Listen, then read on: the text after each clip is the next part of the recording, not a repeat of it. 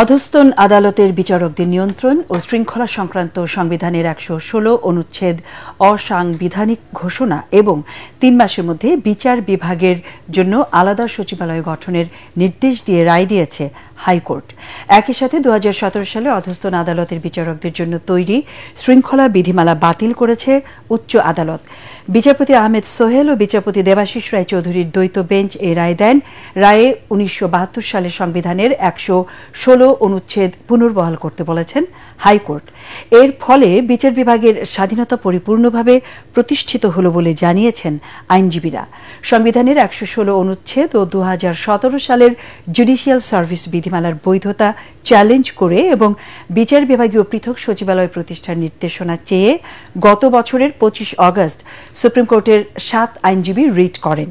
রিটে বলা হয় ১৯৭২ সালের সংবিধানে অধস্তন আদালতের দায়িত্ব পালনরত ম্যাজিস্ট্রেটদের নিয়ন্ত্রণ ও শৃঙ্খলা বিধানের দায়িত্ব সুপ্রিম কোর্টের ওপর ন্যস্ত ছিল।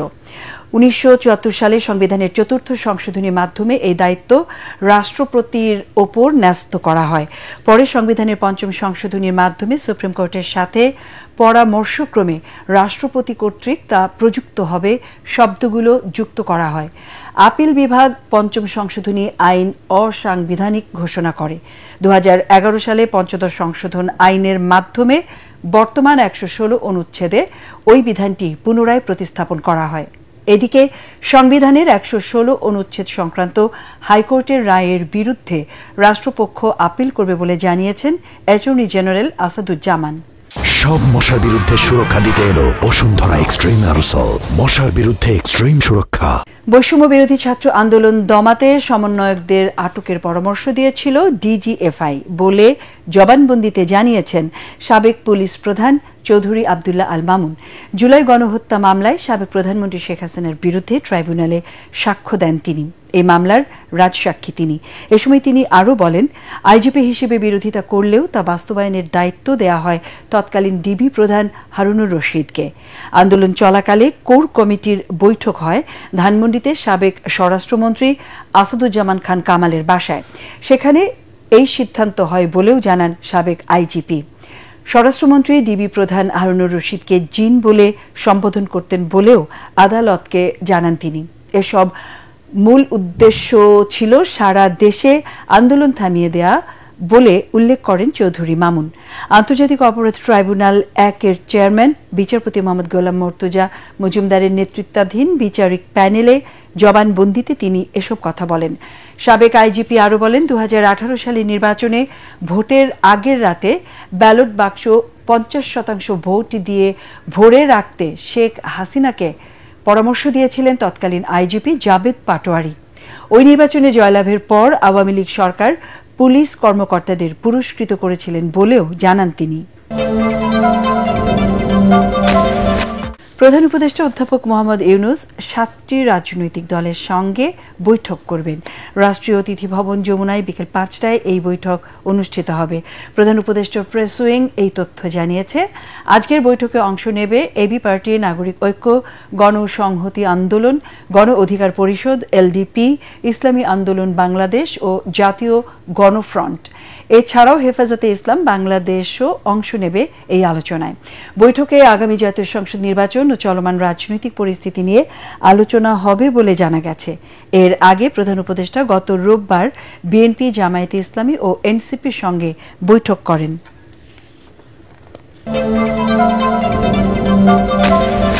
নীলফামারীর উত্তর এপিজেডে শ্রমিকদের সাথে আইন শৃঙ্খলা বাহিনীর সদস্যদের সংঘর্ষে এক শ্রমিক নিহত এবং কয়েকজন আহত হয়েছেন। বিভিন্ন দাবি দাওয়া নিয়ে গত ৩ দিন ধরে আন্দোলন করে আসছিল উত্তর এপিজেডের এভারগ্রিন নামের পরচুলা তৈরির কারখানার শ্রমিকরা। আন্দোলন ঠেকাতে গতকাল এভারগ্রিন কর্তৃপক্ষ অনির্দিষ্টকালের জন্য কারখানা বন্ধ ঘোষণা করে। পরে সকালে শ্রমিকরা ইপিজেডের মূল ফটকে অবস্থান নিয়ে অন্যান্য কারখানার শ্রমিকদের ইপিজেডে ঢুকতে বাধা দেন। এ সময় নীলফামারী সৈয়দপুর সড়কের দুই দিকে ব্যাপক যানজটের সৃষ্টি হয়। পরে সেখানে পুলিশ ও সেনা সদস্যরা উপস্থিত হয়ে পরিস্থিতি নিয়ন্ত্রণের চেষ্টা করলে শ্রমিকদের সাথে সংঘর্ষে হাবিব নামে এক শ্রমিক গুলিবিদ্ধ হয়ে মারা যান। এ সময় আরও কয়েকজন শ্রমিক আহত হন।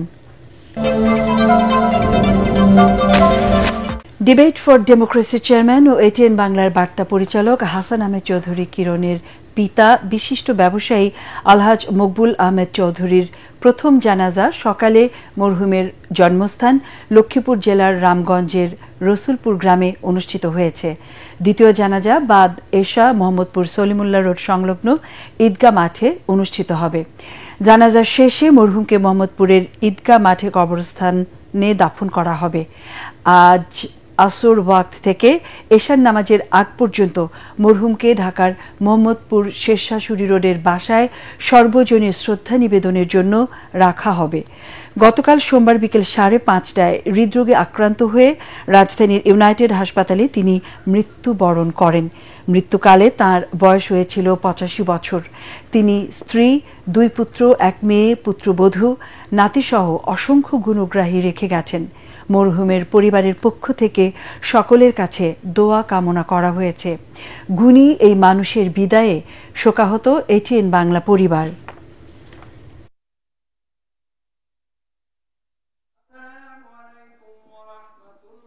আমরা চাই এখানে একটা কমপ্লেক্স হোক। আমরা চাই না সরকারি অর্থে কোনো বিল্ডিং হোক, যে বিল্ডিং থেকে ভেঙে পড়ে, বিল্ডিং এর প্লাস্টার ঠিক থাকে না। আমরা চাই এখানে আমাদের মেয়েদের একটা খেলার মাঠের মতো ব্যবস্থা হোক, একটা ছোট্ট মসজিদ হোক, নামাজ হোক, সবকিছু আমরা চাই। আমার বাবার আজকে এই জানাজার সময় আপনাদের কাছে বলছি, আপনারা সবাই সহযোগিতা করলে একটা যে খরচ, সেই খরচ নিয়ে আমরা অলরেডি আমাদের পারিবারিক পরিকল্পনা হয়ে গেছে কিভাবে আমরা সেই খরচটা মেটাবো। আমি তার বড় ছেলে হিসেবে আপনার কাছে ক্ষমা প্রার্থনা করছি। আমার বাবা জানতে অজান্তে ভুলবশত কোথাও কাউকে যদি কিছু কষ্ট দিয়ে থাকে, আপনারা আমার বাবাকে ক্ষমা সুন্দর দৃষ্টিতে দেখবেন।